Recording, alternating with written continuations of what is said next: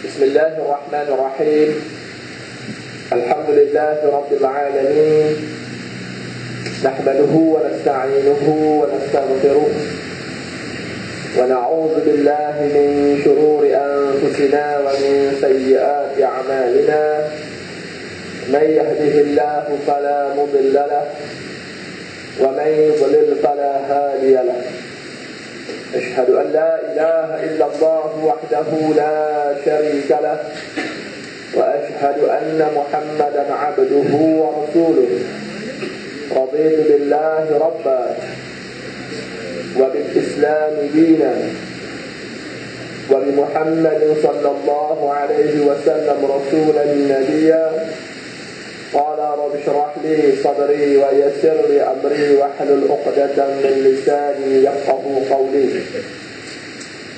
أما بعد فيا عباد الله أوصيكم وإياي بتقوى الله فقد فاز المتقون. Alhamdulillah, syukur kita kepada Allah Subhanahu wa taala kerana masih lagi memanjangkan usia kita.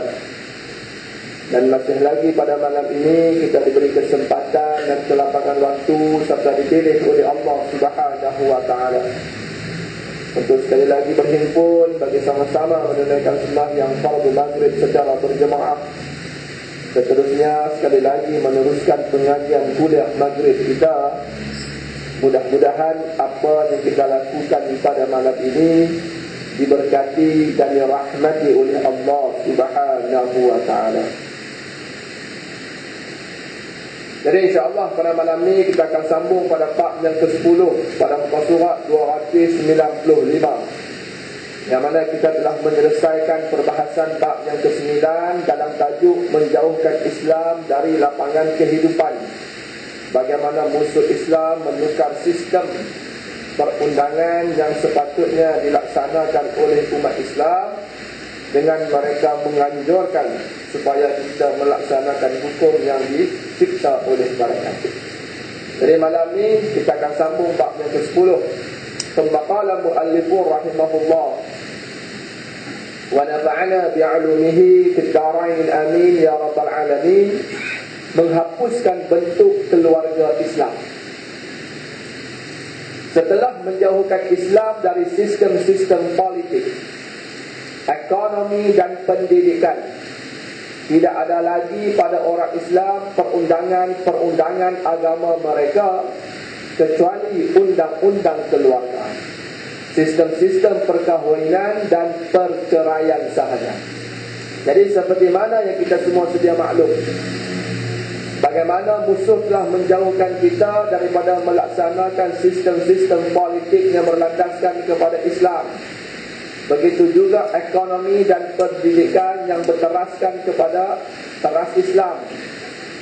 Maka ianya merupakan perkara yang telah pun dibahaskan secara panjang lebar oleh penulis kitab ini kepada kita pada tajuk-tajuk yang sebelum ini.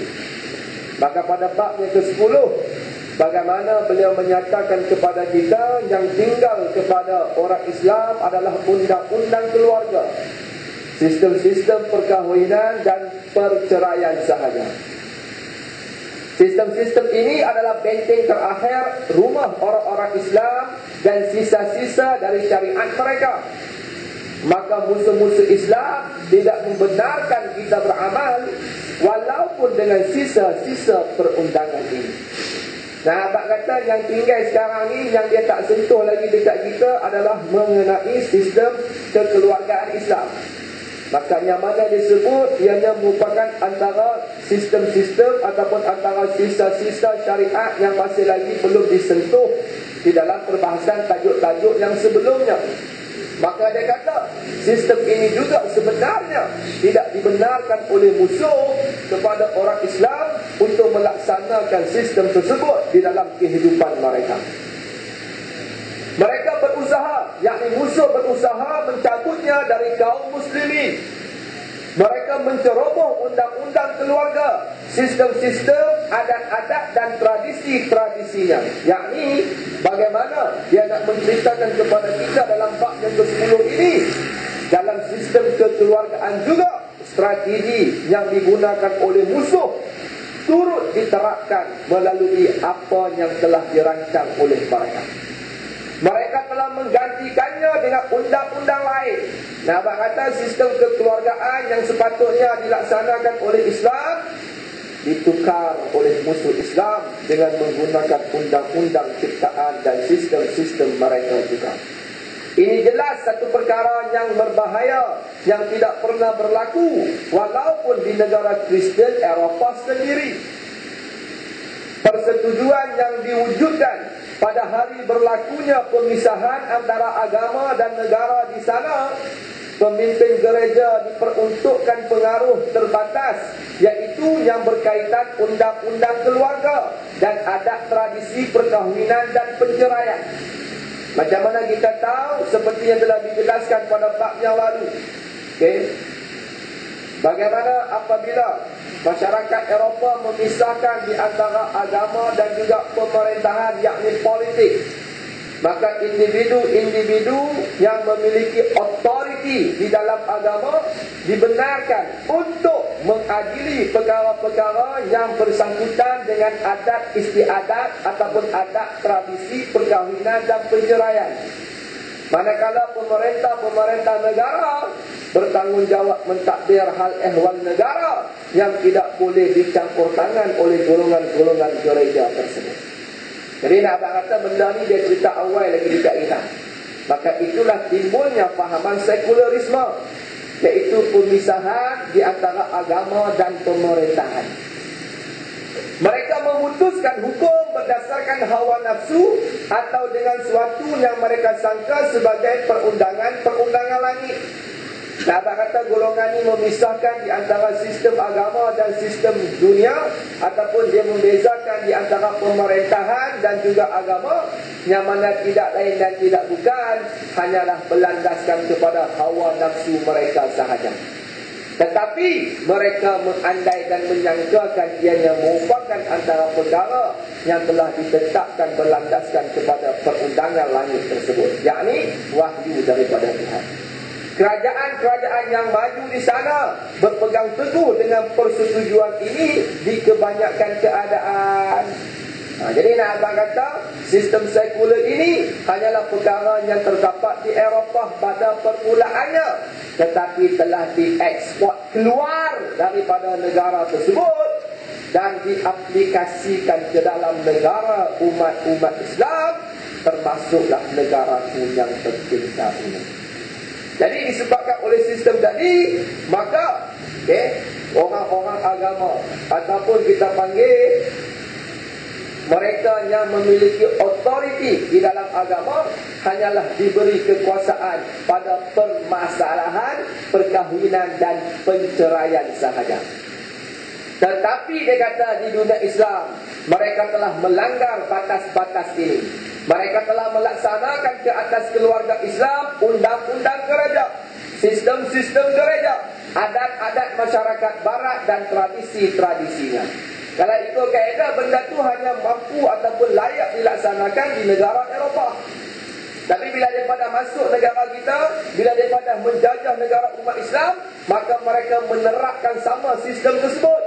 Itu yang disebut di negara Islam, mereka telah melanggar batasan-batasan ini. Nah, abang kata, mereka melanggar batasan syariat Islam yang sebenar dengan meninggalkan undang-undang yang telah dilaksanakan oleh mereka di dalam negara mereka. Ini memerlukan kita membentangkan secara terperinci keistimewaan sistem keluarga dalam Islam, sehingga jelas kepada kita taktik-taktik musuh Islam dalam menghapuskan sistem ini. Jadi penulis dia kata, mau tak mau, suka tak suka, untuk memahami persoalan dalam bab yang ke-10 ini, kita terlebih dahulu perlu mengetahui apakah kelebihan yang terkandung di dalam sistem keluarga di dalam Islam. Nah, abang kata kita kena tahu dulu sistem keluarga yang ada di dalam agama Islam, barulah kita akan merasai kejanggalan apabila sistem tersebut telah pun ditukar dengan sistem kekeluargaan yang diasaskan oleh pihak barat. Kita tengok apa yang dia nak sebut. Sistem keluarga dalam Islam. Islam adalah agama fitrah. Bila sebut fitrah ni kita arti ya. Fitrah, semula jadi. Abang kata tabiat manusia ni tabiat Islam ni dia mengikut tabiat manusia. Kecenderungan manusia, masa kata Islam muncul ataupun Islam datang mengikut kecenderungan manusia tersebut. Abang kata Islam tidak pernah menghalang keinginan, insting yang ada di dalam diri manusia. Islam datang untuk mengawal tabiat tersebut supaya ianya tidak melampaui batas. Jadi Islam adalah agama fitrah. Ia senantiasa sesuai dengan tabiat dan kecenderungan manusia. Tapi itu dalam Islam ni, benda apa sahaja yang bersangkutan dengan manusia ni, dia ada jalan penyelesaiannya. Cuma bila kita tak ikut jalan penyelesaian tu yang menyebabkan kita rosak. Sebab apa? Sebab engineer yang mencipta manusia adalah Allah Subhanahu Wa Taala. Kerana juga istilah engineer lah, kan, tak sesuai dengan zaman multimedia super koridor ni. Abang kata Tuhan yang cipta kita ni, dia erti benda yang diciptakan oleh dia. So dia tahu perkara-perkara yang selayaknya dilakukan dan perkara-perkara yang perlu dihalang, supaya perkara yang diciptakan itu senantiasa maintain dan stabil mengikut keadaan yang sepatutnya. Maka Islam dapat memenuhi kecenderungan manusia dengan meletakkannya dalam ruang lingkup yang disyariatkan. Sebab itu Islam dia follow apa yang diingini oleh manusia. Dengan mana tabiat manusia, keinginan manusia, dibatasi oleh syariat yang telah ditetapkan oleh Allah Subhanahu Wa Taala, supaya manusia tidak melampaui dan merosakkan diri mereka sendiri. Sebab itu perkara yang Tuhan larang ini sebenarnya adalah untuk kebaikan manusia itu sendiri. Tuhan mengharamkan kita daripada melakukan perkara-perkara haram. Sebab apa? Tak mau bagi kita rosak. Tuhan haram kita minum arak. Sebab apa? Boleh menghilangkan akal. Bila hilang akal, kita boleh merosakkan diri kita dan juga orang lain. Sebab itu kita diharamkan meminum makanan ataupun minuman yang memabukkan. Cuba tengok orang mabuk, kan? Bukan kata dia saja teruk. Dia tidak, dia bagi kita teruk semua. Takat dia nak langgar pokok saja, tak apa dia.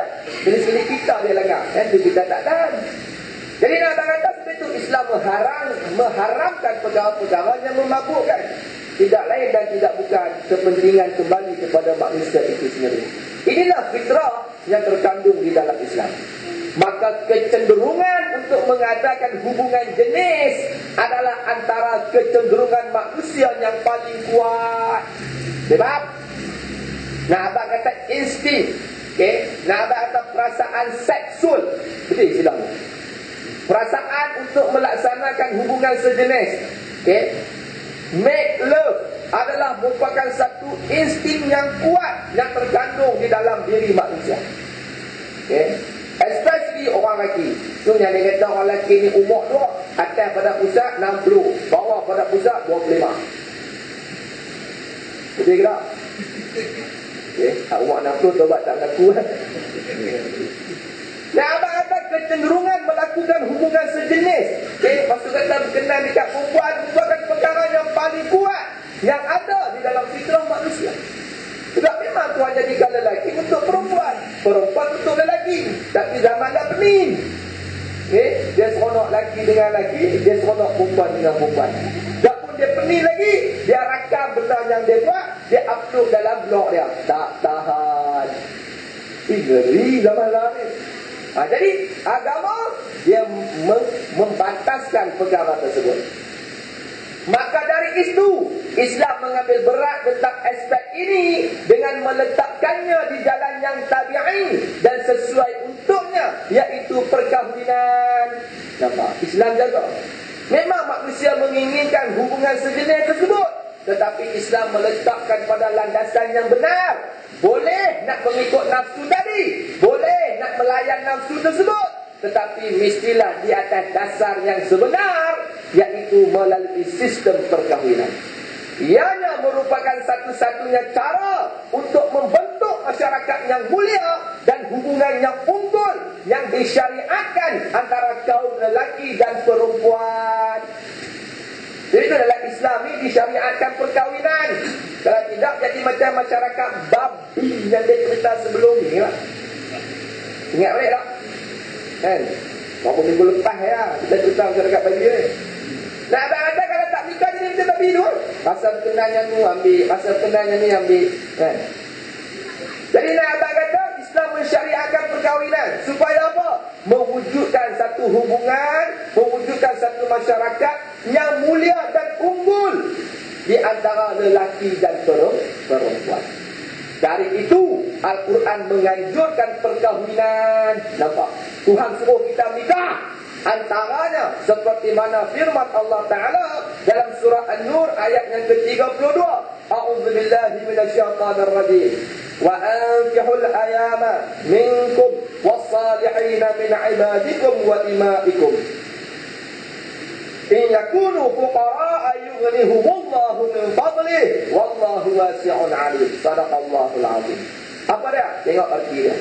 Dan kahwinkanlah orang-orang yang sendirian di antara kamu, dan orang-orang yang layak berkahwin dari hamba-hamba sahayamu yang lelaki dan hamba-hamba sahayamu yang perempuan. Nah, abang kata tuan suruh menikah, okay? Orang bujang, okay? Ada calon menikah, okay? Nah, abang kata kalau dulu ada hamba sahaya yang kita berkenan, kita boleh menikah dengan dia. Okay? Jika mereka miskin, yang orang nak nikah tu miskin, Allah akan memampukan mereka dengan kurnianya. Yang abang kata bila nikah ni Tuhan permudahkan rezeki, Tuhan buka rezeki kita bagi luas. Okay? Dan Allah maha luas pemberiannya, lagi maha mengetahui. Nah, abang kata ayat ni nak menceritakan kepada kita tentang saranan supaya orang Islam berkahwin. Sebab itu mokok dia dulu nikah muda tu ya. Umur 16 nikah dah. Entahlah mana bagi baru nak ambil ataupun baru nak masuk kata 4. Nah, jadi kita jumpa ke depan yang mana dirancang oleh pihak musuh. Dia yang kalau kita pergi sekolah ni. Padahal dulu tak kalau sekolah sangat pun. Okay. Orang dulu nikah umur 16. Orang lelaki masa tu umur 18 ni tak ada. Lah kalau nikah umur 16 dengan 18 agak-agak apa nak beli nombor dia? Bicak dia betul budak ni. Dandan jadi lain tu. Sebab apa? Sebab environment lain. Dulu nikah umur 16, 18 pun tak kata apa. Memang baru nikah pun. Satu yang anak dulu 11, 12, 10, 8. Tu standard. Lah, tak boleh seorang pun kena tunggu balik. I'm sorry to say. Sebab apa? Nikah umur 60. Very. Nikah umur 50. Nah, abang kata first time nikah lah, bukan second, third or fourth. Yang tu nikah bini mati bos semua umur 70, 80 tak galon. Ni first time nak nikah ni umur 60. Perempuan tu umur 58. Agak tak boleh beranak orang. Ni benda kita kena fikir. Okay. Walhalnya ianya merupakan perkara yang bertanggung dengan syariat.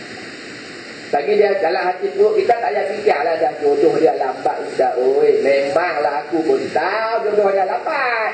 Nak cerita keadaan dan environment kita sekarang ni. Sebab apa? Sebab ianya merupakan satu perancangan daripada pihak musuh. Sabar, nanti dia cerita kat kita pada perancangannya. Tapi dia nak cerita dulu dekat kita bagaimana Islam menganjurkan perkahwinan. Habis itu anak kita nak nikah, dia ayah nak nikah ni. Jangan marah. Tanya dia betul ke abang lu nak nikah? Ngerti tak dia kata menikah dia apa? Dia berkurang ya. Nikah luratan ajimah. Anak pergi sekolah tak mau tahu.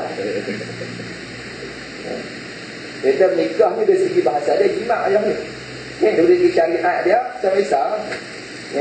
Tahu tak tanggungjawab orang nikah ni macam mana? Nah, abang kata cuba bagi satu view supaya dia memikirkan tanggungjawab. Kalau dia kata tak apa, cik boleh nikah sambil bekerja. Syaitan, mana ada mak-pak berani lah. Mak-pak lah kena semua buat balik degree dulu lah. Tambah hidup overseas pula kan. Mesir, Jordan, Syria. Mampu tak pergi nikah. Aku pernah duduk overseas pun tahu lah. Mungkin kita sedar diri ya, tapi tak tahu yang nak nikah tak badan. Mungkin kita sedar diri sikit dah. Dengan dan sabar tak tahu. Tapi benda ni memang fitrah. Tanyalah sebenarnya kita nyambi overseas. Jadi nak apa kata? Bagaimana Allah Ta'ala menghancurkan perkahwinan? Sebab apa? Sebab kalau dia miskin kata Tuhan, Allah akan memampukan mereka dengan kurnia. Sebab rezeki ini milik Allah. Jadi itu ada dalam sepotong hadis yang lain. Bagaimana seorang sahabat menikah seorang miskin, susah. Jadi kita nikah lagi doang. Kita kalau fikir tak betul. Ya, ni pun orang lelaki cukup gang ni. Ustaz pun ingat sangat lah hati ni. Nikah nombor 2 susah juga. Sebab Nabi kita nikah lagi seorang. Nikah nombor 3 pun susah juga. Jadi kita menikah lagi seorang. Nikah nombor 4 Tuhan ubah kehidupannya. Alah, bini nombor 1 pandai jahit baju, bini nombor 2 pandai buat roti, bini nombor 3 pandai. So nak abang kata, benda tu dia create ekonomi. Sebab rezeki ni milik Tuhan kan. Cuma zaman kita lah, kita tak apa nak berani fikir benda tu. Sebab apa? Hati perut berantu. Duk nampak tak makan gaji, pakai tak makan apalah anak aku. Dia fikir ni. Padahal menyaga ni 9/10 kata Nabi, sumber rezeki. Kerja makan gaji tak ada tu, apa ya? Tu pun nak naik 13%, berapa tahun dah baru boleh naik 13%. Kan? Agak-agak bila pula nak naik 13%, tu fikirlah sekali. Jadi nak abang kata ni keadaan yang kita kena faham. Sebab Tuhan sendiri yang menjamin rezeki apabila kita berkahwin. Tapi kita tengok orang kahwin ni, kok mana pun rezeki dia ada. Sama juga dengan anak yang dilahirkan oleh isteri kita dia. Ada rezeki dia, don't worry. Sebab Allah Ta'ala dah janji dah rezeki dekat kita yang beranak mai ke dunia ni. Yang Tuhan tak janji amalan kita. Yang tu yang kita kena worry. Yang tu yang kita kena bimbang. Tapi amalan tak nak sampai bimbang pun. Kan? Orang sembahyang maghrib dia boleh sembang lagi, melepak bawah dia punya pokok, melepak dekat dia punya apa nama, dia panggil apa? Gazebo. Orang taman kan buat gazebo. Kan? Bubur segala daun, bubur segala daun, bubur segala katak, bubur segala tempat melepak. Dia tak berasa nak main semayang jemaah dengan orang, dia tak berasa. Bukan taman ni lah, taman lain. Kan? Tapi tu dah nampak orang taman ni berada juga ni. Jenis rebui tak empuk ni. Padahal duduk tepi surau ya, duduk tepi ni ya. Kan? Dia tak berasa. Orang taman dah buang kat tangan. Yang ramai semua orang kampung Sik Geluguk ni. Orang taman boleh kira jari apa dia. Apa kira tak dia punya taman ada berapa room ni? Berapa unit ada? Kan? Dia tak berasa. Tak tahan. Padahal benda tu, benda yang kena ketiak. Rezeki ni hendak ketiak pun ada. Cuma hang yang tak wani. Tu yang perlu dia jauh. Tok wali dia tak biasa. Lah, dia tahu rezeki dia Tuhan lagi. Kita kuali-kuali ni yang bangkit pagi 85 kan? Sebab level kuali. Level wali dia tak kalut. Sebab apa? Rezeki memang ada. Sebab Tuhan dah janji dah rezeki kita ni ada. Faham? Jadi nak abang kata amalan tu yang kita kena usaha lebih. Jadi Tuhan masukkan dalam ayat ini, bagaimana orang yang berkahwin Allah Ta'ala akan tambah rezeki. Begitu juga firman Allah Ta'ala lagi dalam surah Ar-Rum ayat yang ke-21. Bagaimana firman Tuhan menyatakan, wa min ayatihi an khalaqa lakum min anfusikum azwajan litaskunu ilaiha wa ja'ala bainakum mawaddatan wa rahmah inna fi dzalika laayatin liqaumin yatafakkarun. Barakallahu alazim. Apa arti dia? Dan di antara tanda-tanda kekuasaan Allah ialah yang menciptakan untukmu isteri-isteri dari jenismu sendiri. Nak kata Tuhan cipta isteri kita ni daripada jenis kita. Kita jenis apa? Jenis manusia. Ni duduk tak duduk nak kahwin dengan bunian. Ini. Contoh. Ada tak orang tanya, macam mana nikah dengan bunian ni? Tak tahu ada yang bunian tak pernah jumpa saya lagi. Nikah dengan Melayu, nikah dengan Melayu lah. Nikah dengan manusia dah pun. Tu dia kata mereka ni cekak Ustaz. Dia kena buat tu lagi. Saya nak kata apa lagi? Sekarang saya register di tahun apa nak beli dah. Jadi nak kata Tuhan jadikan isteri-isteri kita ni dari jenis kita sendiri. Kalau kita manusia, Tuhan jadikan isteri kita manusia lah. Yang 10 pergi cari yang lebih pada manusia tu siapa? Kan? Ada orang dia punya insting dia lain, tak macam kita. Supaya kamu cenderung dan merasa tenteram kepadanya. Okay? Dan dijadikannya di antaramu rasa kasih dan sayang. Kalau kita bila duduk dengan bini, hati tenang. Kan? Tama-tama baru mula nikah pula. Kan? 3 bulan tu kira memang out lah. Lepas kata dia tu dah orang tua dia sebut. Wah, kita pun ambil kata orang tua. Menikah 3 bulan pertama memang out. Out tu nak kata memang cukup ni lah. Masuk kategori merasa tenteram kepadanya, dijadikannya rasa kasih dan sayang. Lepas 3 bulan mau tahu. Kan? Tu kira rekod 3 bulan tu. Ada orang nikah berapa hari seminggu ya. Betul lah. Kan? Nikah wedding of the year. Masuk TV bro. Kan? Kan? Tak tahan. Dia tak ada ni. Dia tak ada mawadah. Dia tak ada rahmah. Sesungguhnya kata Allah, padanya demikian itu benar-benar tanda. Benar-benar terdapat tanda-tanda bagi kaum yang berfikir. Tapi itu orang yang reti fikir ni dia reti. Apa dia? Allah Ta'ala suruh kita menikah ni supaya nak menenangkan jiwa kita. Sebab apa? Ada pasangan. Bila kita balik nasi mereka masak siap, baju mereka serika siap, cuba kita buat sendiri. Mau tahu? Itu bila bini sakit ke bini beranak kan, Allah Tuhan saja yang tahu bro. Pulang pergi hospital pula 3 bulan. Dia kata taubat dah. Kan? Itu yang dia bagi nikah lebih. Supaya dia boleh take over. Tak yang nombor 1 sakit. Cuma kita lah pula. Tak apa nak meleti pula lah.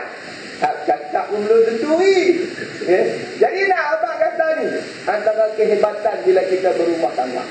Benda ni kaedah orang yang merasai lah. Yang tak merasai tak tahu. Betul-betul yang tak nikah lagi tak api. Cinta tak jadi. Waktu cinta ni memang lah. Kentut pun wangi. Nak kentut pun cover. Mana kentut? Lepas nikah dia merah lagi.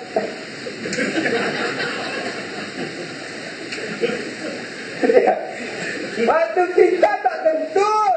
Bini tak kentut, lagi tak kentut. Nikah ya, bini pun kentut sama tangan dengan lelaki.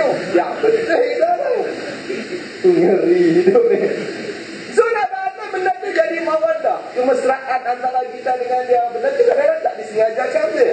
Jadi nak apa ni Tuhan sebut dah layak ni. Nak kata itu tanda-tanda bagi kaum yang mahu berfikir. Habis itu orang yang biasa kahwin dia tak ada 2 orang. Dia mesti nak kahwin. Dan kita tu pula memang kena faham kaedah dia memang Tuhan suruh kahwin. Sebab banyak hadis yang Nabi cerita tentang keburukan apabila kita hidup berseorangan. Antara hadis yang disebut syirarukum uzzabukum atau kama qala Rasulullah. Nabi kata sejahat-jahat di kalangan kamu adalah orang-orang bujang di kalangan kamu. So jaga. Habis itu kita nikah. Habis itu sahabat Nabi nak mati pun nikah lagi. Sebab apa? Tak mau jadi orang yang jahat mati di hadapan Allah Ta'ala. Sebab Nabi sebut. Jadi ini antara kelebihan sistem kekeluargaan dan perkahwinan di dalam Islam. Begitu juga Rasulullah SAW menggalakkan berkahwin dan menjadikannya separuh dari agama. Nampak? Hebat dah hebat ni. Nah, abang kata kita kahwin ni separuh daripada agama kita selesaikan. Tengok Nabi sebut apa? Iza tazawwadul abda faqad istakmala nisfal din falyattaqillah fi nisfil baqi. Atau kama Rasulullah SAW. Nabi kata apabila seseorang hamba itu berkahwin, maka sesungguhnya ia telah menyempurnakan separuh dari agamanya. Nah, abang kata kita menikah ni separuh agama settle. Separuh bro, bukan suku, separuh ni separuh. Kalau 12, 6 tu boleh kat kita dah. Agama 6 dah duduk tangan ni. Maka Nabi sebut falyattaqillah. Maka hendaklah ia bertakwa kepada Allah fi hisbil baqi, pada separuh yang baqi. Nak tak katanya separuh lagi ni apa? Melaksanakan segala titah perintah Allah Ta'ala yang lain. Semayang jangan tinggal, puasa jangan tinggal, tambah ni. 1 sampai 10 Muharram. Sunat puasa ni. Paling tak ada pun busuk-busuk 9 Muharram ni puasa lah. Tu kira paling tak ada tu. Kan? 9 Muharram pula. 9 tu hijau.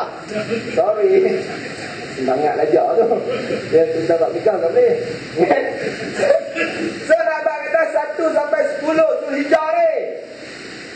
antara kelebihan ibadat bulan Zulhijjah ni tak ada tandingan dia dengan ibadat pada bulan yang lain. Itu antara hadis yang disebutlah. Okay. Paling busuk pun 9 hari bulan Zulhijjah. Hari orang wukuf kat padang Arafah tu. Kita puasa. Mereka tak payahlah puasa sebab mereka wukuf. Kita yang tak wukuf ni, wukuf di rumah. Apa? Puasa. Okay. 10 Zulhijjah kita nak raya dia. Raya pula jatuh pada hari Jumaat. Okay. So nak abang kata, paling tak ada pun puasa lah. Masuk dalam finish till baqi. Sebab itu kaedah kelebihan orang menikah ni. Sebab itu orang menikah ni Tuhan lipat gandakan pahala. Semayang dapat 70 kali ganda. Hebat. Kan? Bukan takkan semayang lah. Semayang pun sobat lagi kat atas. Tuhan kakit lah. Nampak kata Tuhan gandakan. Tuhan gandakan pahala yang Tuhan nak bagi dekat kita ni mengikut kehendak Tuhan. Tapi nak abang kata tu kelebihan orang berkahwin. Sebab hati dia insya-Allah akan tenang. Tak merepek dah duk tengah markah dia. Bertunang tak tentu ni duk tengah lagi markah ni. Duk tengah tunang lah. Kan? Tunang tak SMS ni bersiapa? Atau orang kacau dia apa? Buat duk tengah. Bini kita ada sempat nak kau. Mana kita? Kan? Jadi nak abang kata hati dia tenang. Kan? Jadi nak abang kata ni antara kelebihan menikah. Jadi tu Rasulullah sebut menikah. Sebahagian daripada agama dah tenang. Cuma sebahagian yang lain kita kena pulun pula supaya kita memperlengkapkan agama kita mengikut kehendak Allah Subhanahu wa taala. Ni kelebihan sistem kekeluargaan dalam Islam. Begitu juga Rasulullah bersabda lagi, "Man arada ay yulqiyallah tahiran mutahhiran falyatazawwajul harair." Artinya, barang siapa yang ingin bertemu dengan Allah dalam keadaan suci lagi menyucikan, maka hendaklah ia berkahwin dengan perempuan yang merdeka. Nah, abang kata hadis ini menceritakan kepada kita bagaimana cara kita nak memilih perempuan-perempuan untuk dijadikan isteri. Diaulakan perempuan-perempuan yang merdeka, bukan hamba sahaya. Sebab itu dalam masalah perkahwinan, dalam mazhab imam kita, Imam Syafi'i, salah satu kaedah yang ada adalah kafa'ah ataupun dia panggil sekutu dalam bahasa Melayu kita. Nampak kata level kita dengan bini kita tu tak kurang daripada kelebihan yang dia ada. Ni dah malam ni kadang-kadang dia payah ni. Bini ada degree, laki ada SPM. Tak kuku. Ikut kaedah tak kuku. Sebab apa? Sebab esok-esok takut dia ungkit. Takut-takut dia boleh pelekeh kita. Kan? Bila dia nak pelekeh? Ni, kereta ni air bayar tau. Jahanam.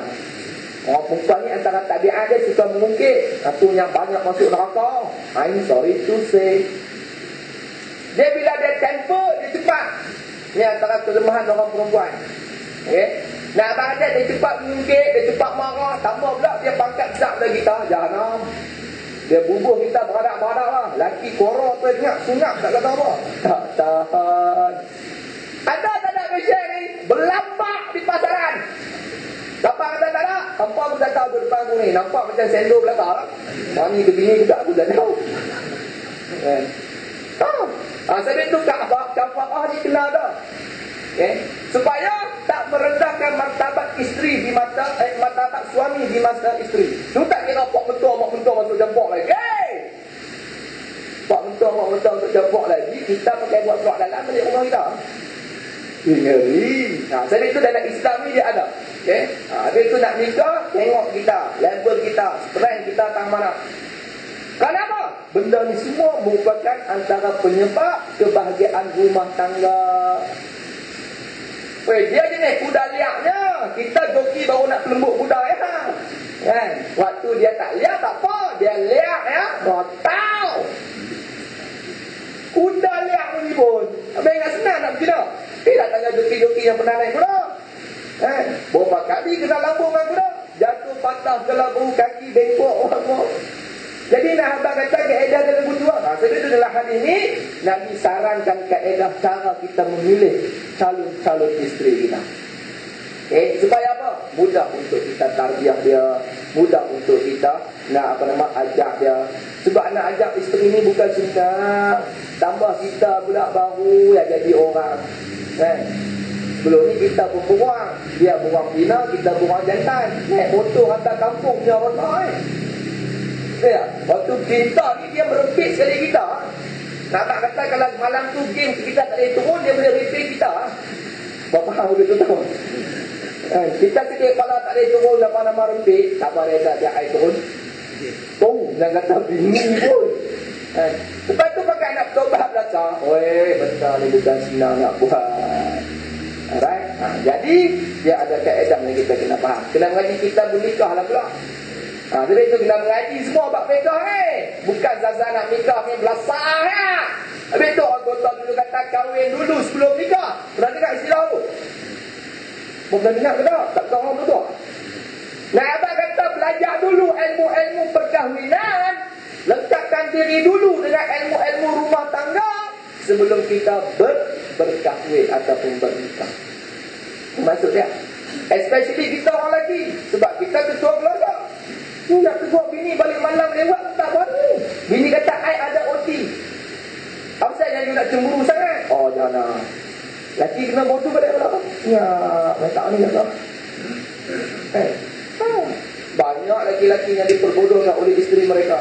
Banyaklah. Satu lagi cari pak. Jabat ramah belah badan tanya. Macam-macam. Okay. Rasulullah SAW bersabda lagi, Man ahabba fitrati falyatasanna bisunnati wa inna min sunnatin nikah. Atau kata Rasulullah. Apa dia maksud dia?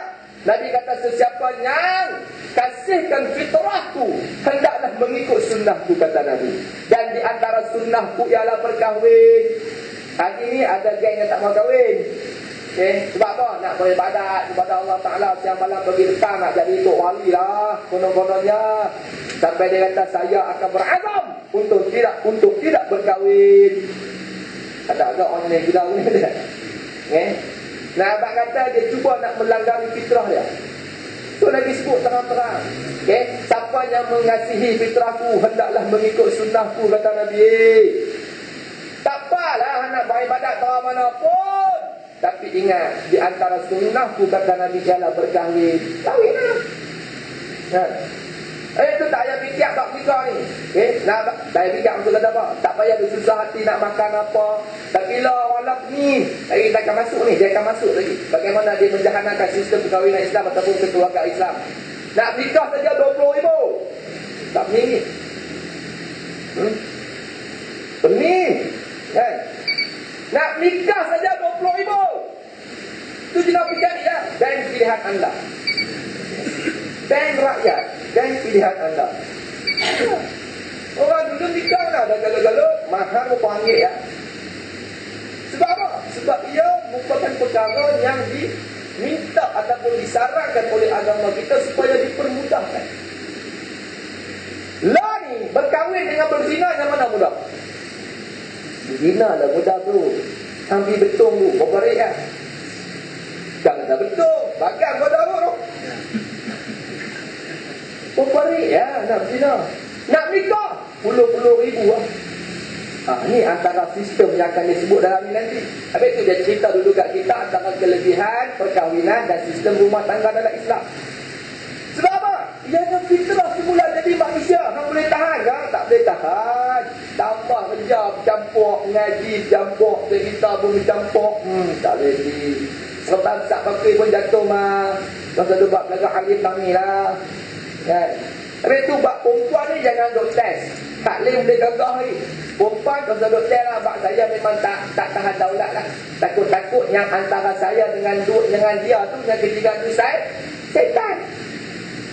Habis tu alim ulama tak mahu dengan benda-benda yang mendatangkan fitnah ni.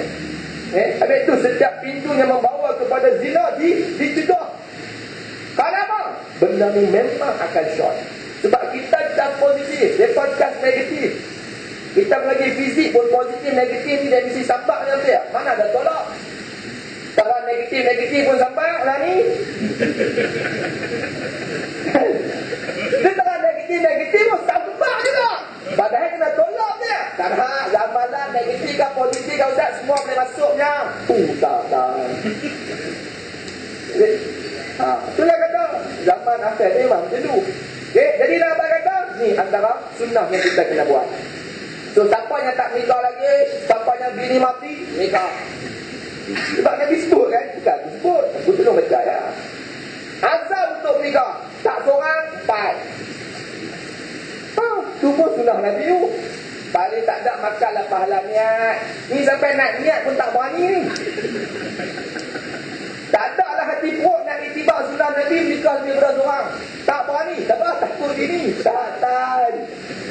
Paling tak ada, aku memang ada azam. Sampai masa nikah 4 bulan lah tak tahu. Niatlah dulu dia. Ni sampai nak niat pun tak berani ni. Apa punya lagi? Punya pokok orang lagi hilang ni. Dia kata ustaz niat lagi. Aku mula-mula nikah dulu pun niat dah. Cuma tak ada nak habak kat bini. Dengan duduk mungkin lah. Dia kata dulu masa nak nikah tak tahu nak nikah dia kata seorang. Lupa. Lah macam mana niat? Sebab niat orang mukmin itu lebih baik daripada amalan dia kata tadi. Itu semua Nabi sebut. Okay? Jadi Nabi kata kita ada niat tu jadi ya. Mana nak kita rezeki kita lepas ni boleh nikah lagi. Maka Rasulullah SAW telah memudahkan dalam perkahwinan. Nampak? Salah seorang sahabat baginda pernah berkahwin dengan bermaskahwinkan ayat-ayat Al-Quran yang dihafalnya, iaitu dengan menghafal ayat-ayat itu kepada isterinya. Bismillah, Masya Allah. Ni sampai tak ada benda ni, mahar kahwin tak ada, mas kahwin tak ada, mahar dia tak ada, nak bagi apa? Dia kata saya mengapai qul huwallah ya lah, contoh ya lah. Kan? Perempuan bini dia kata tak apa, baca qul huwallah dah. Dia kata qul huwallahu ahad, Allahu samad, lam yalid wa lam yulad wa lam yakul lahu kufuwan ahad. Kata ayat mas kahwin boleh bersama. Tu hebat tak hebat Islam? Kita lah. Hati nak cerita pun sudah hati dia lah. Dia kata hang punya budi perketi boleh bawa pergi pajak gandum. Boleh gadai hang punya budi perketi hang yang mulia kan? Tak boleh kan? Tak boleh untuk cakap pandai kan? Lah zaman semua pakai duitnya. Okay? Ni yang menyebabkan berlakunya perzinaan. Ni antara benda yang dia akan cerita kat kita nanti. Tapi tu kita tengok masyarakat kita lakukan serabut. Sebab apa? Kita menyusahkan perkara yang sepatutnya kita permudahkan. Tapi tu kalau tuan-tuan tengok di belah negara Arab ni, lagi jahanam. Okay. Mesir ni, tengah-tengah aku ni kira memang tak nikah. Nak nikah apa, umur baru 34. Padahal kita di Malaysia 34, anak 4. Okay. Mereka 34 ni kira tu orang pergi tanah, orang pergi sini kerja apa pun tak tahu. Padahal ada master, ada degree. Okay. Bila nak beli nikah 60, rambut berubah putih. Janggut semua putih macam apa baru nak beli nikah. Sebab apa? Nak kena ada rumah dulu. Dalam rumah tu kena ada segala kelengkapan rumah, fully furnished. Dia panggil mafrusyah. Okay? Lepas tu baru boleh nikah. Sama agak dengan anak dara. Aku yang banyak anak dara tua di sana. Dan benda tu sudah pun tersebar luas sehingga ke dalam negara pun yang tersimpan. Sebab apa? Nak kahwin susah. Syarat dia yang gila-gila dia. Nak kena ada rumah dulu. Lepas tu rumah semua kena siap sedia macam-macam. Kerja pun kena establish. Ini semua gila. Sebab apa? Inilah yang dirancang oleh musuh. Padahal kaedah dia nak nikah ni macam tu ada tadi ya. Tengok Nabi sebut. Jahaza Rasulullah SAW. Fatimah fi khamila wa qurbati wa wasadati hushuha azkharaha. Yani nabatan. Atau kama Rasulullah.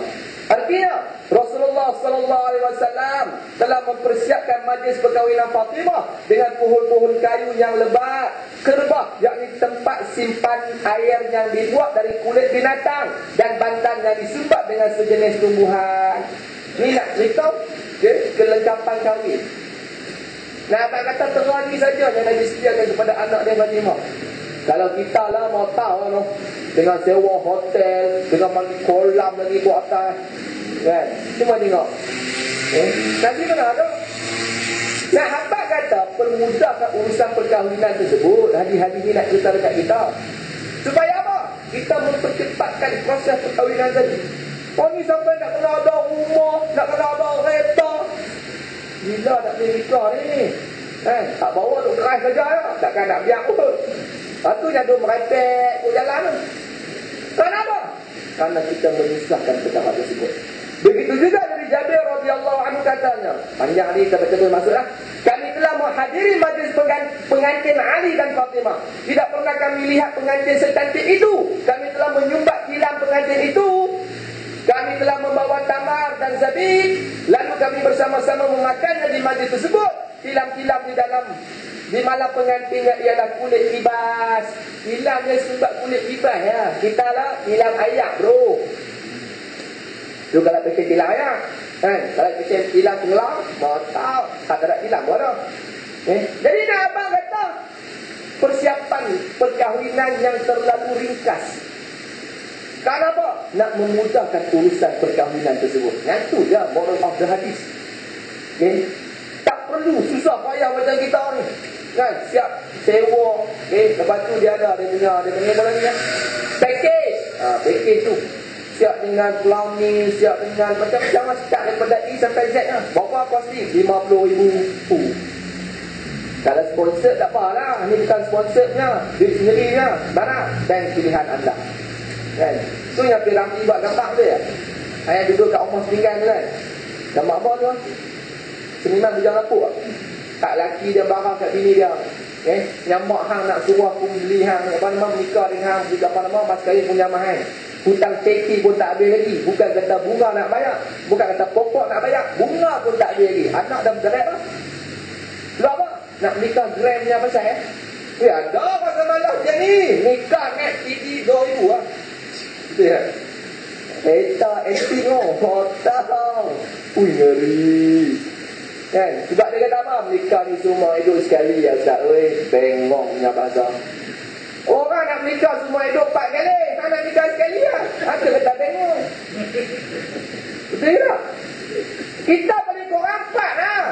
Kan? Semua hidup 4 kali nikah. Sebab apa? Sebab sunnah. Ni dia bab nikah semua hidup sekali ya. La ilaha illallah. Kan? Itulah racun yang telah dibawa masuk oleh musuh. Begitulah anak perempuan Rasulullah sallallahu alaihi wasallam dihiasi agar menjadi contoh dan tauladan kepada seluruh kaum muslimin. Yang kata mudahkan urusan perkahwinan dan persiapan kahwin. Bagi mereka yang tidak mampu berkahwin pula, Islam telah mengemukakan satu jalan lain yang cukup mampu menyelamatkan mereka dari terjebak ke dalam kekejian. Ni kira baginya memang tak mampu langsung. Islam masih memiliki jalan keluar di atas permasalahan tersebut. Kerana Rasulullah sallallahu alaihi wasallam bersabda, "Ya ma'syarasy syabab, man istata'a minkumul ba'ah falyatazawwaj, wa illa fa'alaihi bisawmi fa innahu lahu wajah." Fa innahu lahu wija. Atau kama Rasulullah SAW. Yang bermaksud, wahai para pemuda Islam, barang sesiapa di antara kamu yang mampu berkahwin, maka hendaklah ia berbuat demikian. Jika sebaliknya yang tak mampu, hendaklah ia berpuasa, kerana puasa itu menjadi benteng baginya. Jadi kata kalau tak mampu menikah, puasa. Sebab puasa ni dia boleh merendahkan nafsu kita. Tapi kalau puasa pun nafsu duk naik juga Ustaz. Nikah. Tak nak jalan lain lah. Tak nak cari mana lagi bro. Tak nak jalan lain lah. Dia kata memang nak nikah dia tak nak. Diam. No option. Itu pergi negotiate siap. Kan? Pergi negotiate kepok untuk abang elok tadi. Saya memang berkenalkan anak tadi. Tapi hanya pergi seorang. Ajaklah teko-teko juga. Tak kena tembak tak lootnya. Kan? Pergi abang elok. Saya ada banyak dunia. Kau kata berapa?